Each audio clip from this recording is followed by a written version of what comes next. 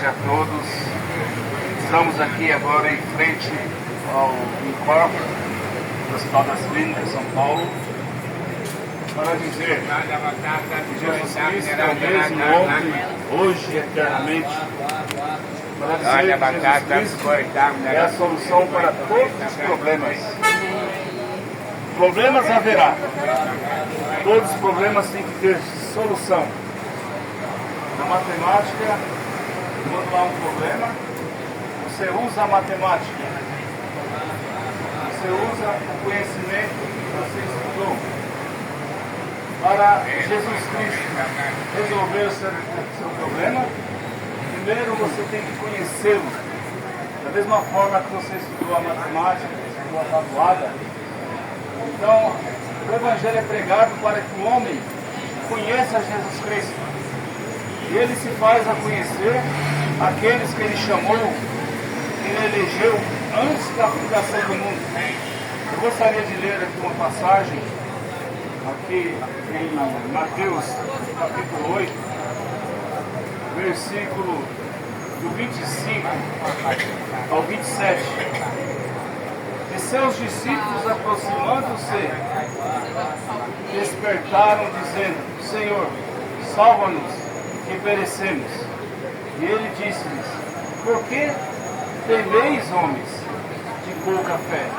Então, levantando-se, repreendeu os ventos e o mar, e seguiu-se uma grande bonança. E aqueles homens se maravilhavam, dizendo: Que homem é este que até os ventos e o mar lhe obedecem? Esse aqui é um contexto, mas o texto fala que Jesus ele apazigua a tempestade. Eu vou ler o 23 para ficar um texto completo. E entrando ele no barco, seus discípulos lhe seguiram.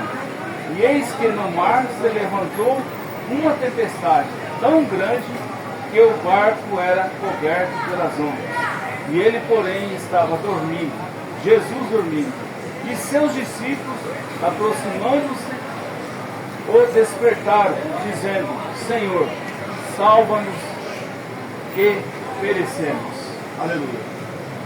Meus amados ouvintes, aqui está uma prova que aqueles discípulos, andando com Jesus Cristo, aqueles discípulos vendo Jesus curar enfermos, vendo Jesus dar vista aos cegos, vendo Jesus fazer com que pães eram multiplicados, peixes eram multiplicados, fazendo água se tornar em vinho, vendo Jesus ressuscitando Lázaro. E ele disse, em São Marcos 16, aqueles sinais seguiriam os que crerem. Em meu nome expulsarão demônios, em meu nome colocarão as mãos sobre os enfermos e os curarão. Eles tinham toda aquela sabedoria dada por Jesus. Aonde eu quero que nós chegamos? Ali estava Pedro. Pedro era um homem também que foi dado a ele sabedoria divina. E eles estavam ali todos inertes, vendo aquele barco sendo sucumbido pelas ondas. E Jesus estava descansando. Foi quando eles estavam em desespero, foram acordar Jesus. Aleluia. Eles foram acordar Jesus. Eles acordaram Jesus. Ele disse-lhes: Por que tenhais homens de pouca fé? Com todos aqueles milagres acontecendo, Jesus fazendo milagres, instruindo a eles, e eles não teve a iniciativa de tomar a fé e repreender aquele mar. E eles tiveram que chamar a Jesus Cristo. E Jesus repreendeu as ondas e aquela maré se passou. O perigo estava à porta. Eles já estavam se vendo, já sucumbidos pelo mar. O que nós aprendemos com isso? O Evangelho é pregado para que você tenha um exemplo. Este exemplo, tudo que aconteceu no passado, é para que se torne uma sombra para nós seguimos no presente. Mesmo aqueles discípulos andando com o mestre ensinando eles a fazerem, e eles não fizeram. O Evangelho, ele te mostra como fazer.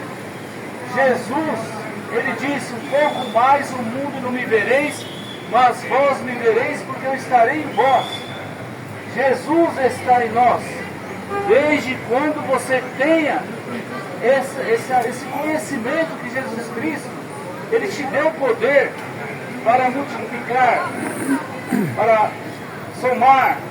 Ele deu poder para você expulsar toda enfermidade, todo demônio. Sabemos que a enfermidade não vem de Deus, nenhuma doença vem de Deus. O pai da mentira é um demônio. Satanás, ele veio para matar, roubar e destruir. Mas Jesus Cristo veio para que todos tenham vida, e vida com abundância. E a vida com abundância em Jesus Cristo consiste em você fazer as obras que Jesus Cristo fez. Naquele dia, os discípulos tinham oportunidade de repreender aquele mar, mas eles chamaram a Jesus. Hoje, da mesma forma, você tem a oportunidade de repreender tudo que é ruim na sua vida, mas para isso você tem que chamar a Jesus. E aonde que eu encontro Jesus? Jesus está na sua palavra.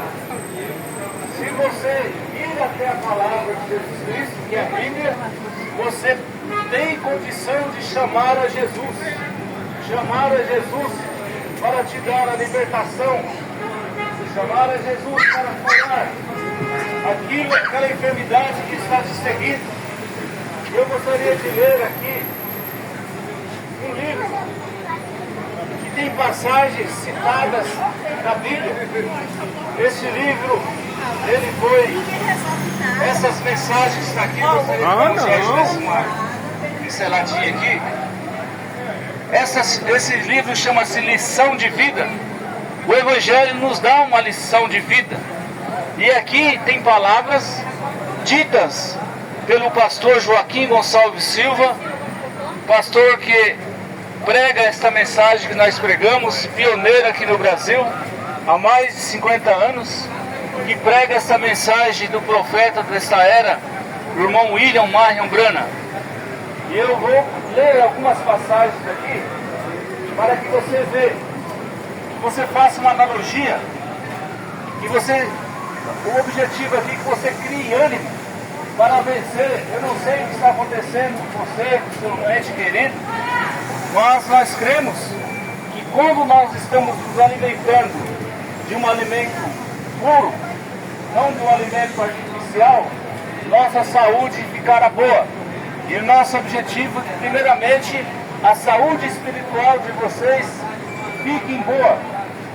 Aqui está escrito: que sabor tem a vida sem sofrimento? Olha só, para você saber se a sua vida tem sabor, você tem que sofrer mesmo, para que você desse sofrimento, você extraia ou reconheça o que é bom. Se você estiver sofrendo, não se preocupe, isso passa, isso é igual chuva. Todo sofrimento, ele é igual a chuva. Tudo que tem começo tem fim, você tem que crer. Você tem que crer. Da mesma forma que aqueles discípulos, eles só creram em Jesus naquele dia, fisicamente. Mas hoje você tem que crer em Jesus, chamar Jesus em oração, que Ele resolverá todo o seu sofrimento. A escassez é ruim, mas às vezes a abundância é pior.